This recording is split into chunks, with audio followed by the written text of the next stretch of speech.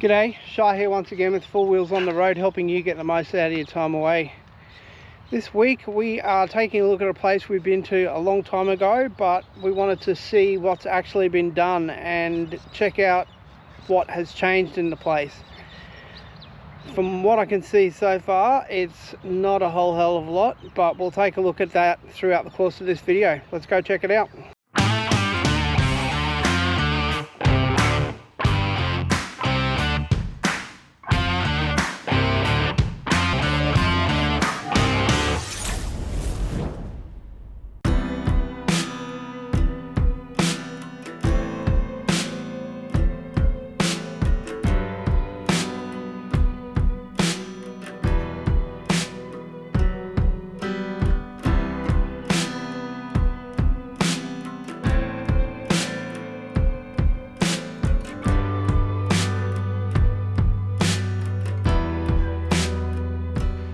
So as you would have seen in early 2023, letting you know that the park was going to be open again for limited use, they've actually opened the bottom section of the park here and haven't opened the top section.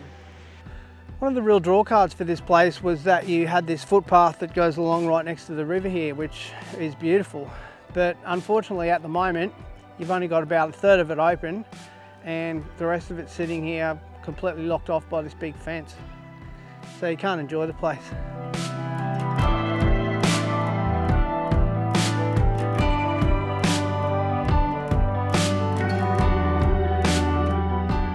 As you'll see here to my right, the path that follows along here goes to nowhere, and it was part of a bit of a loop that you could do along here, and people who walk their dogs here would use it all the time. But all of this area here is pointlessly closed off. That's behind this fencing. There's no construction danger at all. And as you would have seen on your screen now, the toilet block here, the second toilet block that was on site, is closed. They could have just put a single fence around it, as they've done, and just removed all of this fence here and given people access to this park here so they can at least enjoy it, because there's no reason why they can't. There's no damage to the ground. There's no damage or danger by the river at all. It just makes no sense why it's been dealt with the way it has at all. And as I said, it's just basically a huge construction site now, and it's been sitting this way for 2 years now, which is just pointless, and I'm sure infuriating for the people that live in the region here who really do get a lot of use out of the place. And heaps of people come here and walk their dogs in the morning and really get great use out of this walking path that goes along the river, which now stops up just before the boat ramp, as you would have seen from your pictures earlier. It'd take not much at all to get this bathroom block up and running again, and I'm sure heaps of people would get some use out of it, but for some reason it's just sitting here and nothing's been done to it, and it's basically a construction site. You could really easily open the boat ramp up again. There's no reason why you couldn't. I don't understand why they've done no work on this place. It's really quite disappointing, to be honest, and very disappointing, I'm sure, for the people who live here in Ipswich as well. So you can see here, this is the second bathroom block. They've left exactly the same building and slab in place and just put a little new roof on it. And that's basically it. They've not really done too much.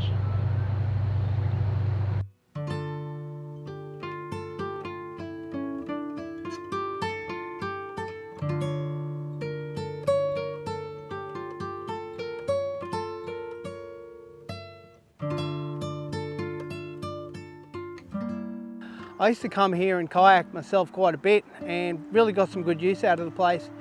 And as you'll see, if you do ever come here, there's tons of people come to walk their dogs here. There's beautiful walking paths here right next to the river, and most of it's closed off. And to be honest, there's no reason why probably half the park is not open. You could open all the way up to the boat ramp really easily, and it's just sitting here with construction site fencing around it and not even in use at all. And tons of people get use out of the place. It's just a joke. I don't understand why it's been left the way it is, and it's 2 years now. Ipswich City Council really needs to do something about this place, I've got to tell you. And of the significant changes that have been made, you'll see here there's now bollards in place that look like they haven't been unlocked since they've been put here. that got you down to the boat ramp, which got you onto the river. So no access to the water in your vehicle anymore, which is a bit unfortunate. I don't know why they've done that, because if you've got quite a heavy kayak, it might be helpful to be able to drive all the way down and drop your kayak in here.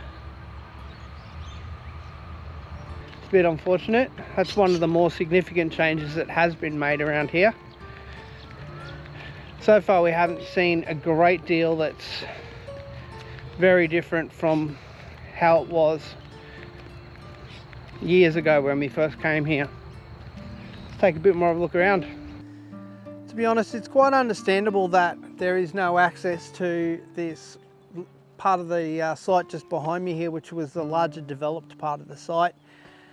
That was, however, where all of the barbecues and the basic day use area sort of was, just up here, which just got trashed with the floods. And again, I understand that, but as you would have seen from your pictures earlier, it just makes no sense why most of the park is closed off, and it's just been sitting here for 2 years now. And I think the real main thing and the main problem is that nothing's been done with it. It's just been sitting here for 2 years.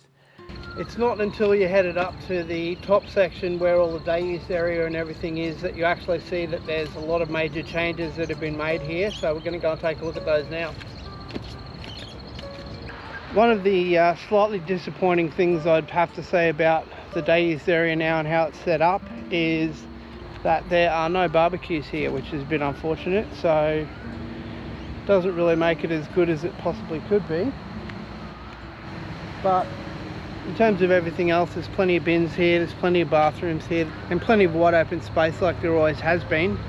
One of the things that got me most upset about when I came here and saw that it was closed and had been closed for a couple of years was the fact that the locals couldn't get access, and people who wanted to come and walk their dogs and whatnot couldn't get access to the place because they'd closed all of the main areas off down the bottom there, which were just wide open fields, basically, just wide open grass areas. And I saw absolutely no reason why they were closed, and I still can't fathom why they were closed.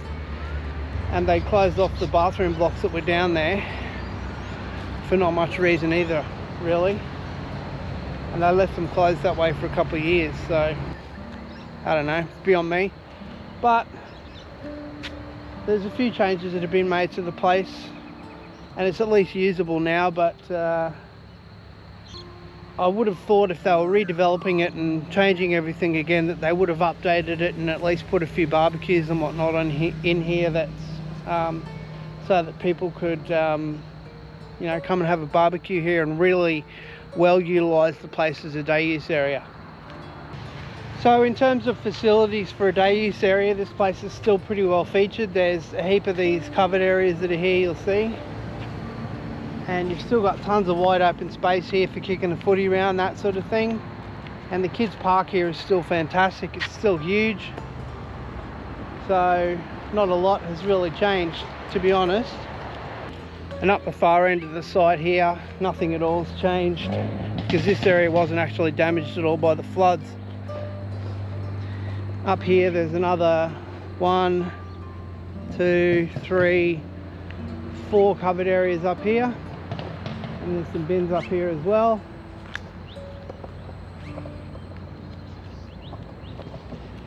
And there's a pretty cool little lookout that's here as well, where you can kind of look out onto the water. There's a couple of little information things here as well to keep you informed about all the fish and birds that live on the wetlands here, so that's actually pretty cool. And when the water's actually low here, down at the old boat ramp, you can actually walk across the river and get over to the other side. It's just a lady walking her dogs down there at the moment, and she was actually just up here a moment ago, so you can walk across to the other side of the river, take your dogs for a bit of a paddle. It's actually pretty cool as well.